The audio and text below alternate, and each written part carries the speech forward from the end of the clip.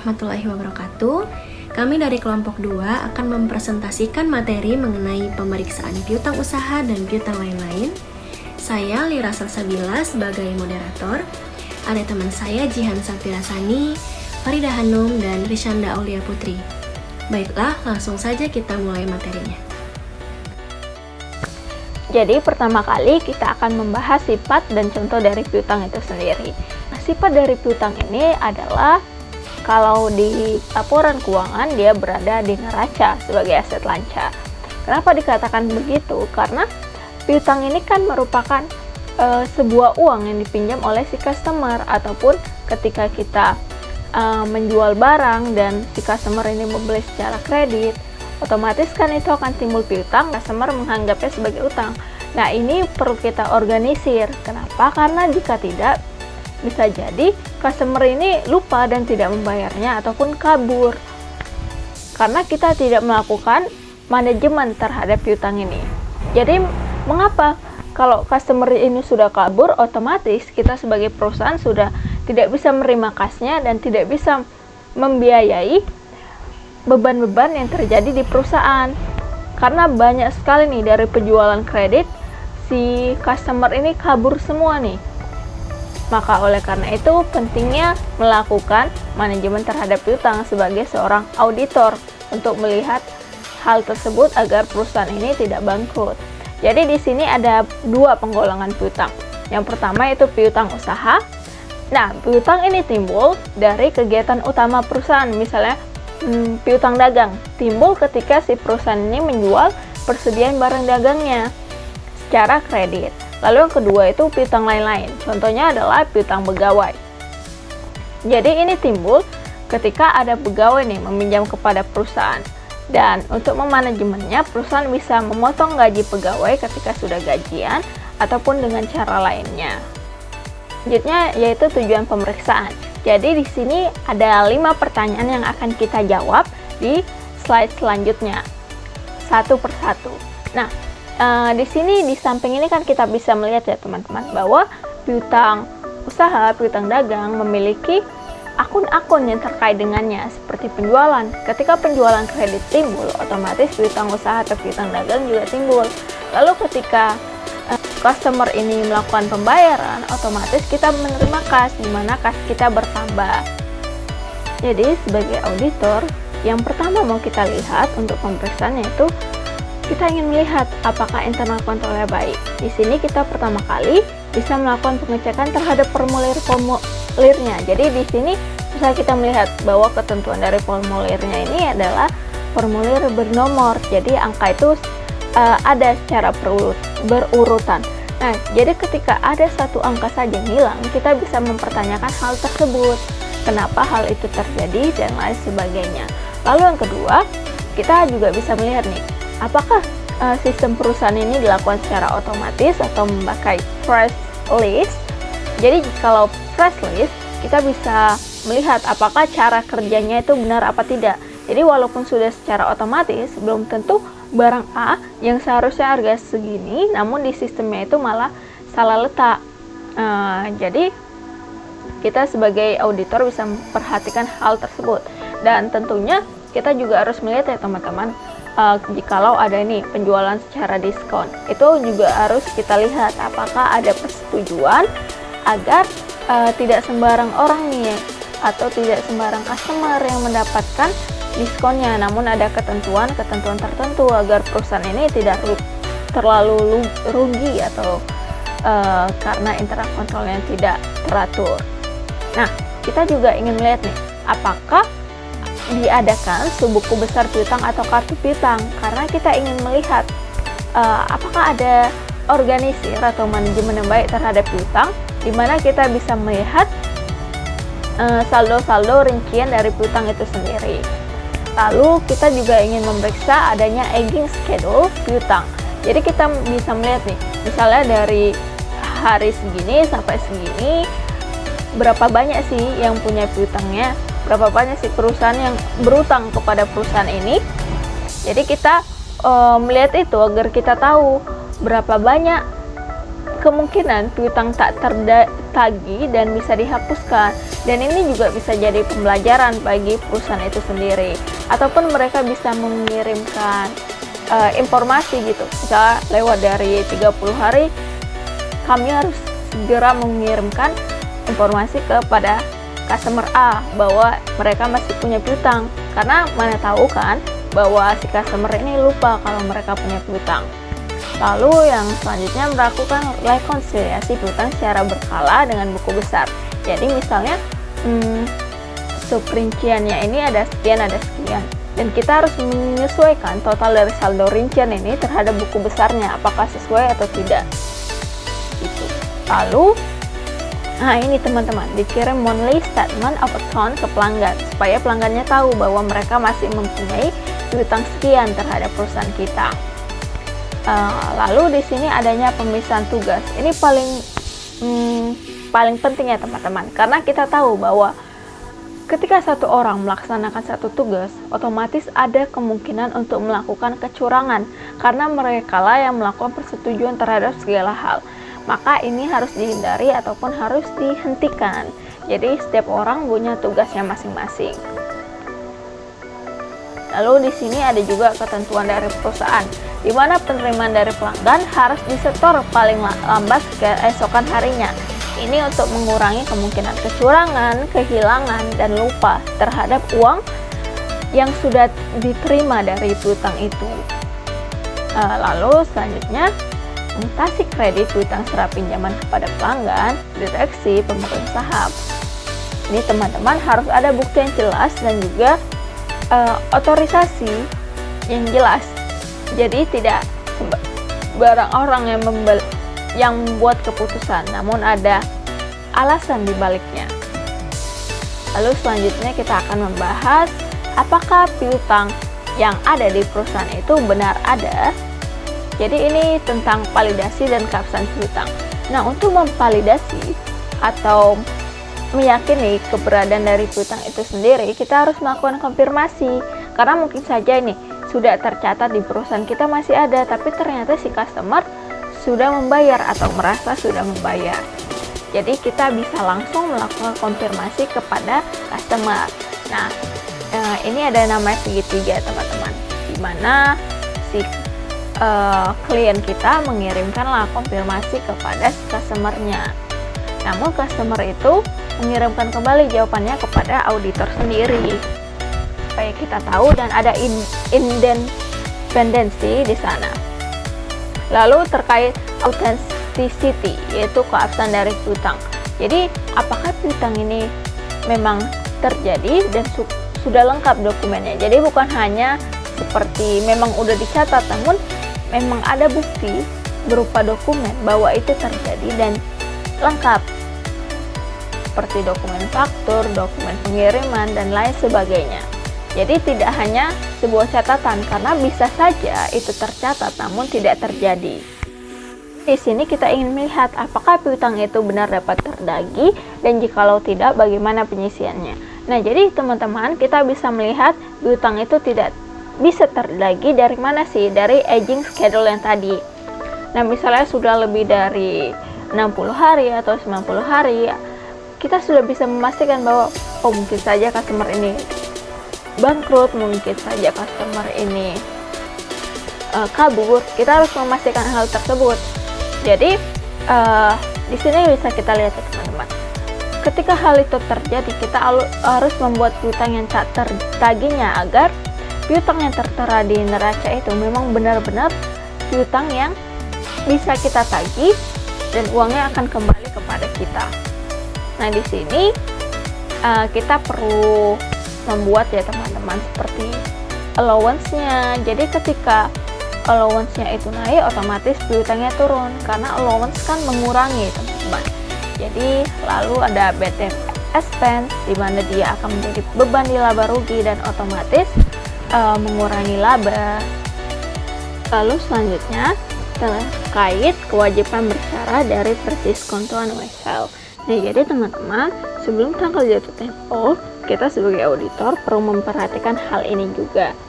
Seperti apakah dari timbulnya diskonto WSL ini akan menimbulkan contingent liability. Karena bisa jadi misalnya klien kita nih punya perjanjian terhadap bank bahwa ketika customer ya tidak bisa membayar, otomatis mereka lah yang akan membayar ketika tanggal jatuh tempo, dan itu akan menyebabkan kerugian terhadap si klien kita. Oleh karena itu kita sebagai auditor harus memeriksa kewajiban bersyarat dari pendiskontan wholesale seperti perjanjiannya. Nah, ini terkait penyajian piutang di laporan keuangan sesuai etap. Jadi, piutang itu kan banyak macamnya ya teman-teman. Harus disajikan secara berbeda pula, jangan disatukan, agar masing-masing akun itu memiliki kejelasannya masing-masing. Lalu piutang ini harus disajikan secara bersih. Kita sudah memperhitungkan bahwa yang tersaji di neraca adalah piutang yang benar-benar bisa ditagih. Yang ketiga yaitu jikalau saldo piutang itu kredit, berarti kan teman-teman ada yang membayar kelebihan, makanya harus dibuat sebagai kewajiban. Dan keempat, piutang yang dijaminkan seperti tadi, pendiskontan wholesale harus diungkapkan dalam catatan laporan keuangan. Dan kewajiban bicara dari penjualan piutang harus juga dijelaskan.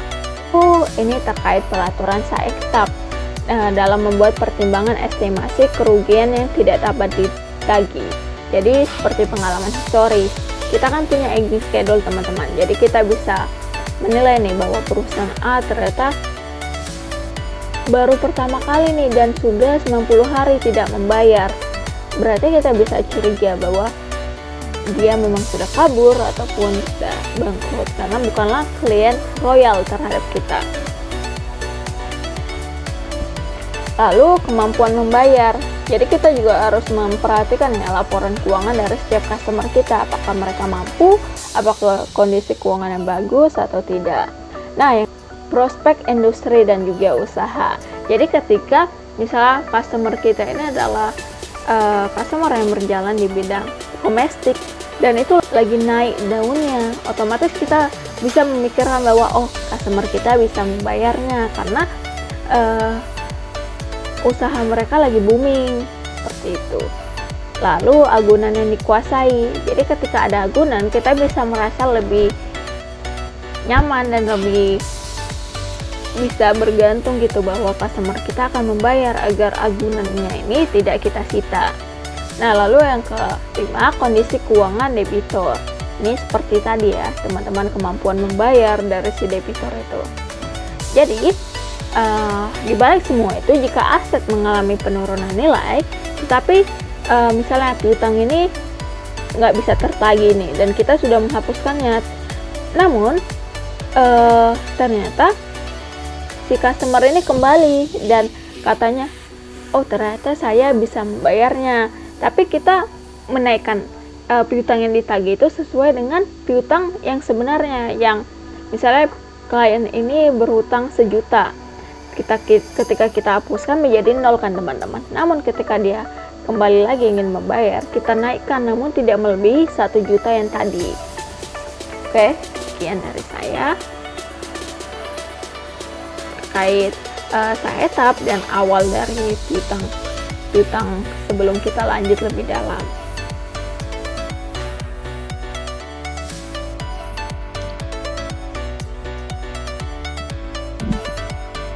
Baik, saya akan melanjutkan pembahasan terkait prosedur pemeriksaan piutang, khususnya pada tahap evaluasi internal control. Nah, jadi evaluasi internal control ini sangat penting ya, karena menentukan langkah-langkah audit itu selanjutnya bagaimana.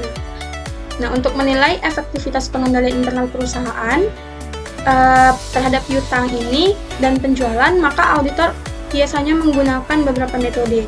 Yang pertama itu adalah mengisi kuesioner internal control atau internal control questionnaire. Nah, jadi dari hasil kuesioner ini, auditor itu bisa membuat flowchart atau bagan alir untuk menggambarkan alur pengendalian internal perusahaan. Kemudian dijelaskan secara naratif hingga akhirnya bisa dibuat kesimpulan mengenai aktivitas sistem yang berjalan. Lalu hasil evaluasi inilah yang nanti akan menentukan jenis pengujian apa yang akan dilakukan selanjutnya. Jika pengendalian internalnya itu baik atau sedang, maka auditor akan melakukan compliance test atau uji transaksi, yaitu pengujian untuk menilai apakah prosedur yang sudah dijalankan itu sesuai dengan aturan perusahaan. Lalu sebaliknya, jika pengendalian internalnya itu lemah, maka auditor akan langsung melakukan yang namanya substantive test, yaitu pengujian lebih mendalam terhadap transaksi dan saldo piutang untuk memastikan kewajarannya. Maka dengan demikian, tahap evaluasi internal control ini tuh menjadi dasar ya bagi auditor dalam menentukan pendekatan audit yang tepat. Baik, selanjutnya yaitu contoh dari internal control questionnaires. Nah, teman-teman bisa lihat ya pada slide ini. Berikut ini adalah contoh ICQ. Nah, jadi ICQ ini tuh berisi daftar pertanyaan yang digunakan oleh auditor untuk menilai efektivitas pengendalian internal perusahaan. Biasanya pertanyaannya ini mencakup berbagai aspek seperti prosedur penjualan, persetujuan kredit, pencatatan transaksi, hingga pengendalian terhadap piutang yang belum tertagih. Jadi dari jawaban yang diberikan tadi, auditor dapat menilai apakah sistem pengendalian internal perusahaan itu tergolong baik, sedang, atau lemah, yang nantinya itu akan menentukan prosedur audit selanjutnya. Nah, selanjutnya ya kita bisa melihat flowchart prosedur penjualan dan piutang usaha berikut ini. Nah, jadi flowchart ini tuh menggambarkan alur transaksi mulai dari order penjualan oleh pelanggan, proses persetujuan oleh manajer keuangan, penerbitan dokumen oleh administrasi penjualan, hingga pencocokan data oleh bagian akuntansi. Nah, jadi dari flowchart ini itu membantu auditor memahami bagaimana sih sistem pengendalian internal berjalan dan memastikan bahwa setiap transaksi dicatat dengan benar. Nah, selanjutnya contoh tes transaksi penjualan dan piutang usaha. Nah, jadi teman-teman bisa lihat ya, slide itu menunjukkan contoh tes transaksi penjualan dan pencatatan piutang. Dan biasanya digunakan auditor untuk memastikan bahwa transaksi penjualan dicatat dengan benar, didukung dengan bukti yang valid, serta sesuai dengan prosedur akuntansi yang berlaku. Dan dalam data ini mencakup informasi seperti nomor faktur, tanggal transaksi, nama pelanggan, jumlah penjualan, dan pengecekan terhadap dokumen pendukung. Selanjutnya yaitu membuat top schedule piutang usaha. Nah, jadi dalam proses ini dilakukan yang namanya check footing, yaitu pengecekan ulang angka-angka untuk memastikan totalnya itu sudah benar. Selain itu digunakan yang namanya Work Breakdown Structure atau WBS, yaitu untuk membagi tugas besar menjadi bagian yang lebih kecil agar lebih mudah dikelola. Dan biasanya metode ini tuh membantu auditor dalam memastikan laporan piutang usaha tersusun dengan rapi dan akurat. Nah, selanjutnya yaitu membuat supporting schedule piutang usaha. Jadi, dalam membuat supporting schedule piutang usaha ini,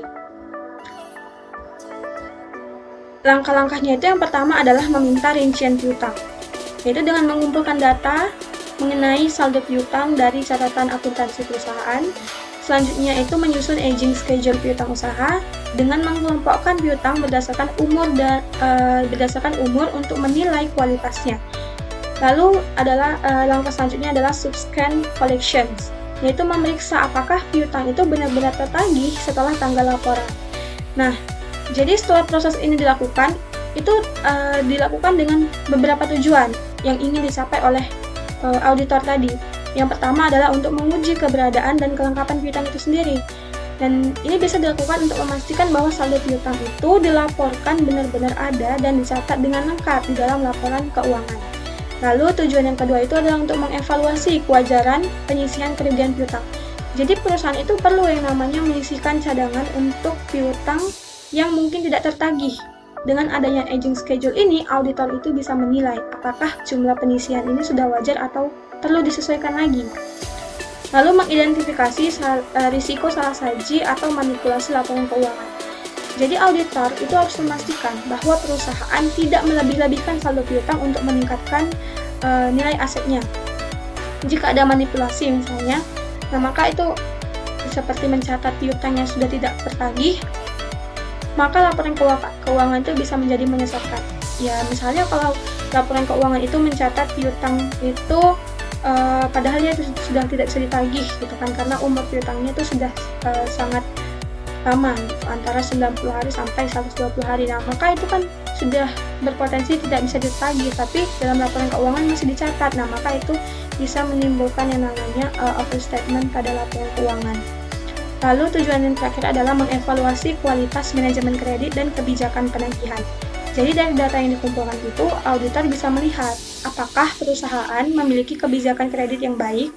Nah, jika banyak piutang yang sudah lama tidak tertagih, mungkin ada kelemahan tuh dalam sistem penagihan atau pemberian kredit yang terlalu longgar. Maka seorang debt collector itu harus benar-benar tegas gitu. Kenapa mereka bersifat seperti itu? Karena memang untuk memastikan gitu adanya sistem penagihan yang baik sehingga perusahaan itu bisa berjalan lebih lama dan tidak menimbulkan namanya kebangkrutan karena piutangnya banyak tidak tertagih gitu. Jadi memang debt collector itu sifatnya seperti itu. Nah, selanjutnya adalah ini contoh dari aging schedule piutang usaha ya. Nah, jadi contoh aging schedule piutang usaha ini itu memiliki beberapa fungsi utama. Yang pertama adalah menilai kualitas piutang dan risiko gagal bayar, lalu memastikan piutang itu tercatat dengan benar, dan yang ketiga itu membantu dalam kebijakan penagihan dan penyisihan kerugian piutang. Nah, jadi dalam tujuan penyusunan aging schedule ini, yang paling utama itu adalah jika misalnya banyak piutang yang sudah lama belum tertagih, maka ini bisa menjadi pertimbangan ya bagi auditor gitu. Berarti perusahaan ini memiliki masalah dalam sistem penagihan yang gitu, dan ini perlu diperbaiki. Jadi kita bisa melihat distribusi piutang dan mengetahui bagaimana nih yang perlu diperhatikan lebih lanjut untuk mengurangi risiko keuangan perusahaan. Berarti untuk piutang yang umurnya sudah sangat jauh nih perlu diperhatikan, berarti harus dihapuskan atau tidak piutangnya. Nah, selanjutnya membuat supporting schedule piutang direksi. Jadi dalam membuat supporting schedule untuk piutang direksi ini merupakan catatan yang rinci ya terkait piutang yang diberikan kepada anggota direksi perusahaan. Jadi poin yang perlu kita soroti dalam supporting schedule piutang direksi ini adalah yang pertama untuk menunjukkan jumlah piutang yang diberikan kepada masing-masing direksi seperti direktur utama, direktur keuangan, atau direktur marketing. Yang tujuannya itu untuk menjelaskan apakah piutang tersebut dikenakan bunga atau tidak. Nah, hal ini sangat penting ya, karena bisa mempengaruhi laporan keuangan perusahaan. Lalu untuk menyesuaikan dengan general ledger atau buku besar agar data piutang direksi itu akurat dan sesuai dengan pencatatan akuntansi. Lalu memastikan piutang memiliki dasar dokumen yang sah.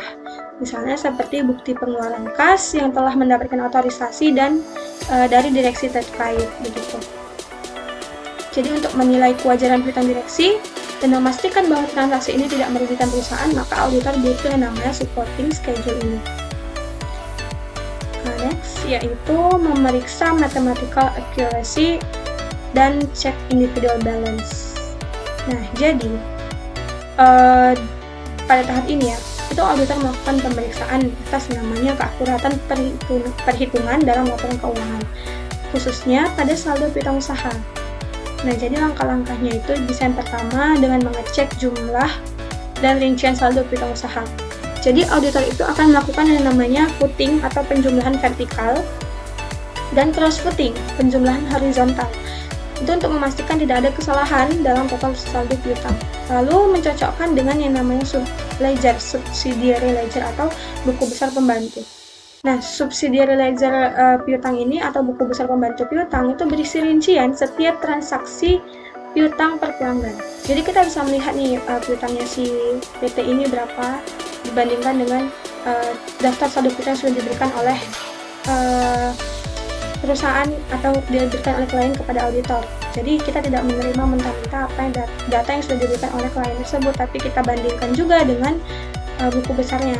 Nah, di sini auditor akan mengecek apakah saldo piutang itu tercatat sudah sesuai dengan umur piutang dan sudah sesuai dengan faktur penjualan atau belum. lalu mencocokkan dengan general ledger. Nah, disinilah si auditor itu memastikan juga apakah data yang di subsidiary ledger itu akurat dengan mencocokkan totalnya pada general ledger atau buku besar utama. Di situ kan ada tuh di buku besar utama yang namanya akun piutang usaha secara umumnya. Nah, itu akan dihitung dari total seluruh yang ada di subsidiary ledger. Nah, jika ada selisih, maka auditor itu harus menyelidiki penyebabnya, apakah karena kesalahan pencatatan atau ada indikasi masalah lainnya seperti manipulasi. Nah, jadi tahap ini tuh sangat penting ya untuk memastikan laporan keuangan perusahaan mencerminkan kondisi yang sebenarnya dan tidak terjadi kesalahan dalam mencatat piutang. Nah, selanjutnya kita melakukan yang namanya konfirmasi piutang usaha. Oke, konfirmasi piutang usaha. Nah, jadi dalam proses audit itu konfirmasi piutang usaha itu sangat penting ya dilakukan, apalagi untuk substantif test gitu. Nah, ini dilakukan itu untuk memastikan keakuratan saldo piutang yang tercatat dalam laporan keuangan dengan yang ada pada daftar yang sudah diberikan oleh klien. Jadi setelah kita mengecek dengan general ledger-nya, kita cek juga, kita pastikan juga dengan mengkonfirmasi kepada pihak yang terkait seperti para pelanggannya ataupun orang-orang yang terkait dengan piutang itu. Nah, konfirmasi ini tuh dilakukan dengan dua metode, yaitu ada yang namanya konfirmasi positif dan konfirmasi negatif. Kalau konfirmasi positif, maka ketika saldonya itu cocok ataupun tidak cocok dengan yang dikonfirmasikan, maka si pelanggan tadi ataupun orang yang dikirimi surat tadi itu harus menjawab. Sedangkan kalau konfirmasi negatif, ketika saldonya sudah cocok, maka dia tidak perlu menjawab. Tapi kalau saldonya tidak cocok dengan yang dipertanyakan, maka itu harus dibalas ya surat konfirmasinya. Nah, langkah-langkah untuk membuat konfirmasi piutang usaha ini, yang pertama adalah pengiriman surat konfirmasi pastinya. Nah, auditor ini mengirimkan surat konfirmasi kepada pelanggan yang dipilih. Surat ini memiliki nomor referensi dan dicatat dalam kertas kerja audit. Jadi sebenarnya auditor itu dia memerintahkan kepada klien, atas arahan dari auditor, klien itu mengirimkan surat konfirmasi ini kepada pelanggan. Lalu auditor nanti yang menerima jawaban konfirmasi. Jadi surat hasil jawaban konfirmasi tadi bukan dikirim lagi ke klien oleh si pelanggan, tapi dikirim langsung kepada KAP ataupun auditor yang terkait. Nah, jenis jawaban itu ada 4 ya. Ada yang namanya CB atau confirming balance. Itu jika pelanggan mengonfirmasi saldo piutang sesuai dengan catatan auditor. Lalu ada yang namanya reporting difference atau RD, yaitu jika terdapat perbedaan saldo antara catatan pelanggan dan auditor. Lalu ada namanya RPO atau Return by Post Office. Nah, ini jika surat dikembalikan karena alamat salah atau pelanggan sudah tidak beroperasi. Lalu ada namanya non-reply atau NR. Ini jika tidak ada balasan dari pelanggan, maka auditor itu perlu yang melakukan yang namanya prosedur tambahan. Selanjutnya itu membuat ikhtisar atau summary. Jadi setelah mengirim seluruh konfirmasi itu kepada pelanggan, lalu dibuat ringkasan atau dibuat summary-nya atau ikhtisarnya, merangkum lah bahasanya untuk hasil dari konfirmasi yang sudah dikirim dan sudah dijawab. Nah, konfirmasi ini juga sangat penting ya untuk mendeteksi adanya kesalahan catatan atau bahkan potensi manipulasi laporan keuangan itu sendiri. Nah, selanjutnya yaitu contoh ya konfirmasi piutang dan ikhtisarnya. Kita bisa lihat di sini bahwa dikatakan setelah diisi dan ditandatangani bagian bawah surat ini agar dikembalikan kepada kantor akuntan. Jadi bukan dikembalikan kepada si klien, itu hal yang sangat penting. Jadi auditor itu tidak akan menerima surat balasan konfirmasi dari klien, tapi langsung dari pelanggan. Oke, selanjutnya ini adalah ikhtisar hasil konfirmasi piutang usahanya. Nah, prosedur selanjutnya itu adalah memeriksa apakah ada pendiskontoan wesel tagih. Jadi perusahaan itu apakah telah menjual wesel tagihnya ke pihak lain dengan diskon atau tidak, karena ini bisa mempengaruhi nilai piutang yang masih harus diterima. Nah, selanjutnya adalah memeriksa penentuan allowance for bad debts dan cukup tidaknya allowance atau cukup tidaknya piutang yang ditaksir tidak tertagih. Nah, tujuan apakah cadangan kerugian piutang yang dibuat perusahaan ini sudah cukup atau belum, itu sangat penting untuk diketahui oleh auditor.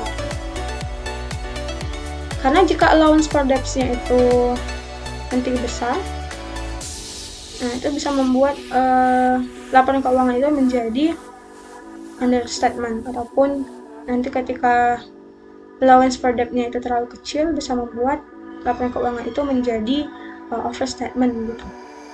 Lalu memeriksa notulen rapat, surat-surat perjanjian, jawaban konfirmasi bank, dan correspondence file untuk mengetahui apakah ada piutang untuk dijaminkan atau tidak. Nah, itu sangat penting ya. Jadi diperiksa di bagian apakah memang ada catatan-catatan pentingnya gitu. Nah, jika memang ada, apakah dibuatkan di dalam catatan atas laporan keuangan atau tidak. Nah, itu perlu dicek oleh auditor.